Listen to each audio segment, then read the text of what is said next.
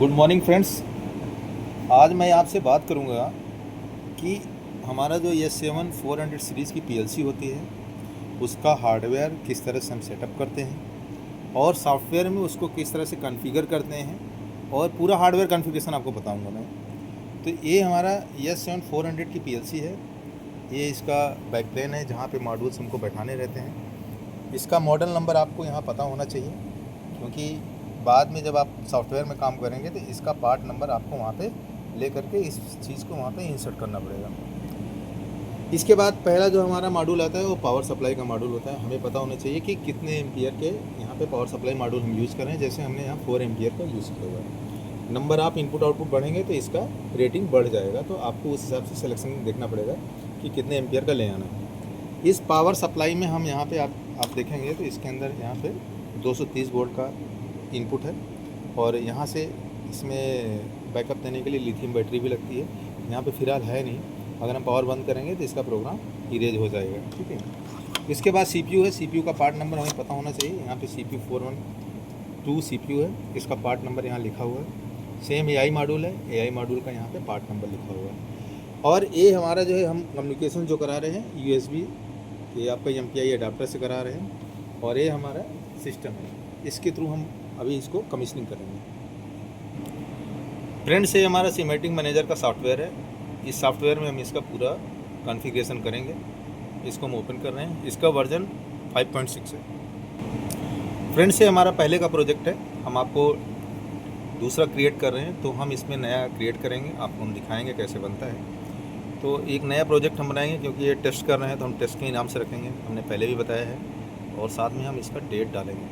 Date जैसे मान लीजिए आप 21/06/2025 डेट आप ज़रूर डालिए।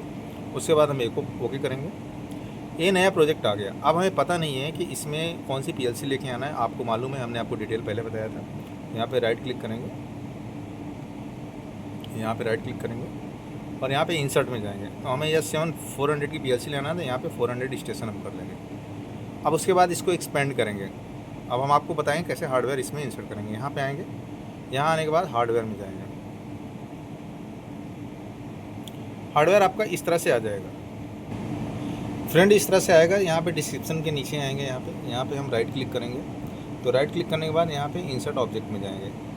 यहाँ पे जाने के बाद यह सिस्टेमेटिक 400 सीरीज़ की पीएलसी है, तो इस पर हम क्लिक करेंगे। तो हमारा जो है, जो हमने बताया था कि ये रैक किसका है, यहाँ पे एक पार्ट नंबर हमने यहाँ पे हमने दिखाया था। तो ये पार्ट नंबर हमें पता होना चाहिए। फ्रेंड्स, हमें उस रैक को सेलेक्ट करने के लिए उस पार्ट नंबर के हिसाब से यहाँ पे सीमेटिक 400 में जाएंगे और ये वाला जो देखिए, यहाँ पे हम जब यहाँ पे कर्सर लेके आते हैं, नीचे पार्ट नंबर दिखा रहा है, उसके हिसाब से मैच कर रहा है। इसमें हम क्या करेंगे, डबल क्लिक कर देंगे। ये हमारा रैक आ गया यहाँ पे। अब हमें पहले नंबर पे फ्रेंड्स, पहले वाले रैक में हम पावर सप्लाई लगाएंगे। जैसे हमने आपको बताया था कि क्या पार्ट नंबर है पावर सप्लाई का, तो उसको हम सर्च करने के लिए यहाँ पे सीमेटिक 400 में यहाँ पे आएंगे, क्योंकि 400 की पीएलसी है, 412 है। यहाँ पे करते करते PS 400 में आएंगे। फिर आपका यहाँ पे जो हमारा पार्ट नंबर है वो स्टैंडर्ड PS 400 की सीरीज़ में आएगा। तो वो जो पार्ट नंबर है यहाँ पे आप सेलेक्ट करेंगे, सेलेक्ट करते जाएंगे, पार्ट नंबर चेंज हो रहा है।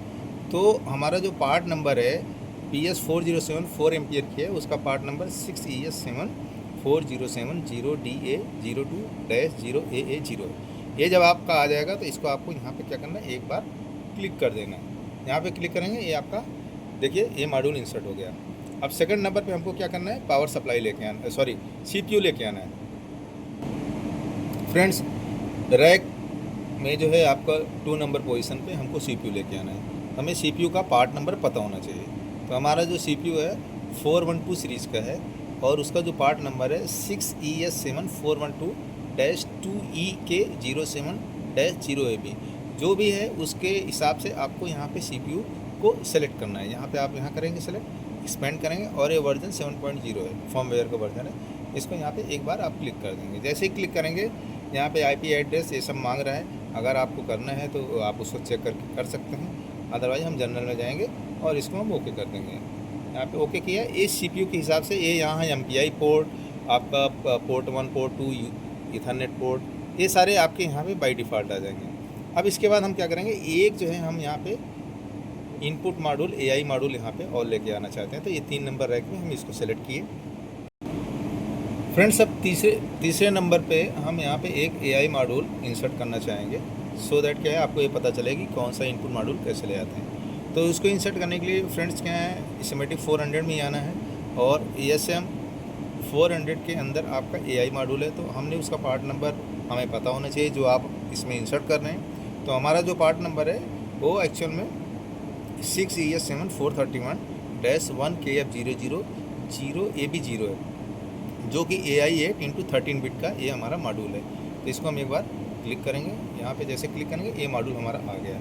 अब फ्रेंड्स क्या करेंगे, इसको हम ऐसे सेव कर लेंगे, एक बार सेव करेंगे। सेव करने के बाद अब इसको हम क्या करेंगे, यहाँ पे देखिए आप डाउनलोड का ऑप्शन है, यहाँ पे हम डाउनलोड में जाएंगे। डाउनलोड जैसे करेंगे ये CPU को पूछ रहा है, ओके करेंगे। इस CPU में हमें डाउनलोड करना है। अब ये पूछ रहा है कि आपका कम्युनिकेशन कैसा है, तो उसके लिए आपको यहाँ पे व्यू में जाना है। हमने MPI के थ्रू इसका कम्युनिकेशन कर रखा है। अगर आप चेक करना चाहते हैं कैसे सेलेक्ट करते हैं, कहाँ से करते हैं, वो हम आपको दिखा देंगे, उसके बाद ही डाउनलोड करेंगे। इसको हम कैंसिल कर रहे हैं। यहाँ पे हम जाएंगे ऑप्शन में, फ्रेंड्स इसको हम मिनिमाइज़ करेंगे। जहाँ पे हमारा मेन प्रोग्राम था वहाँ पे हम जाएंगे। यहाँ पे आप देखिए ये करेंगे और ऑप्शन में जाएंगे। यहाँ पे सेट PG/PC इंटरफेस का एक ऑप्शन है, यहाँ पे आएंगे।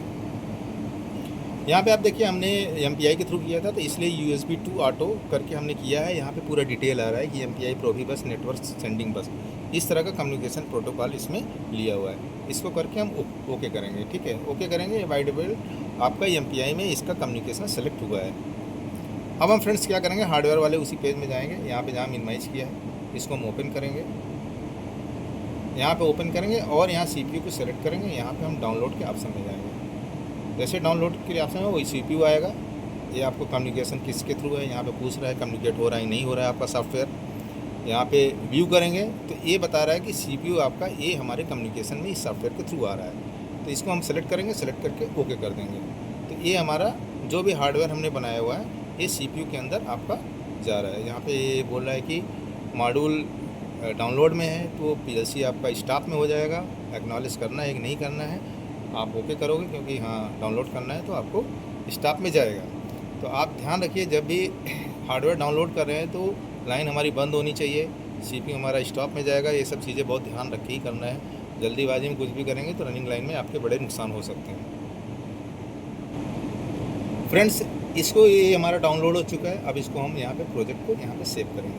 सेव करके इसको हम मिनिमाइज भी कर सकते हैं या हम बंद कर सकते हैं। हम इसको अभी बंद कर रहे हैं। क्या है कि ये हमारा प्रोग्राम हार्डवेयर डाउनलोड हो चुका है। अब हमें कोई जैसे सपोज करो कि कोई ब्लॉग इसमें इंसर्ट करके हम देखना चाह रहे हैं या कुछ करके देखना चाह रहे हैं कि ऑनलाइन जा रहा है नहीं जा रहा है, प्रोग्राम कैसे होगा। तो मैं आपको जनरल एक क्या कर रहा हूँ, एक OB ब्लॉक यहाँ पे, ऑर्गेनाइजेशन ब्लॉक यहाँ पे डाल रहा हूँ। सपोज करो मैं इसका टेस्ट नाम दे देता हूँ, ओके। और एक मैंने यहाँ पे सपोज करो एक और इंसर्ट ब्लॉक कर रहे हैं FC, इसको भी नाम दे दे रहा हूँ मैं टेस्ट 2 करके, ठीक है। इसको नाम दिया हमने।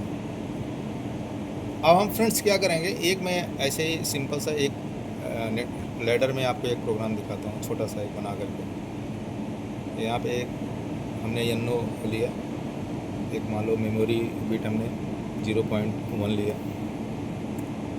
और एक आउटपुट भी। इसको मेमोरी को हम कभी भी ले सकते हैं, टेम्परेरी है, टेम्परेरी बिट है। इस तरह से हमने इसको यूज किया है। 0. मान लो 3 आउटपुट।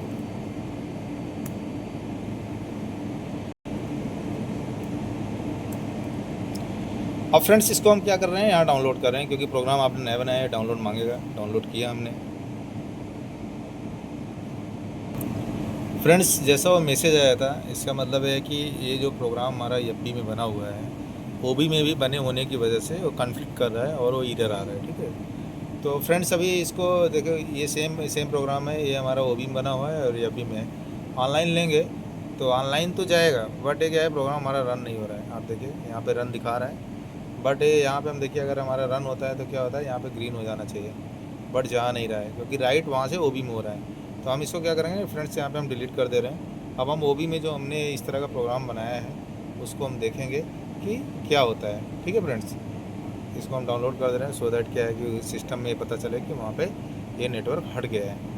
अब हम क्या करेंगे फ्रेंड्स, यहाँ पे जो हमारा प्रोग्राम ओबी बना हुआ है, ओबी में इस नेटवर्क को हम खोलेंगे। यहाँ पे आप देखिए ओबी का यहाँ पे खुल गया है। खुलने के बाद ये हमने सही बनाया हुआ है, यहाँ पे आप देखिए, और इसको हम ऑनलाइन लेंगे। क्या करेंगे, पहले डाउनलोड कर लेते हैं और ऑनलाइन लिया।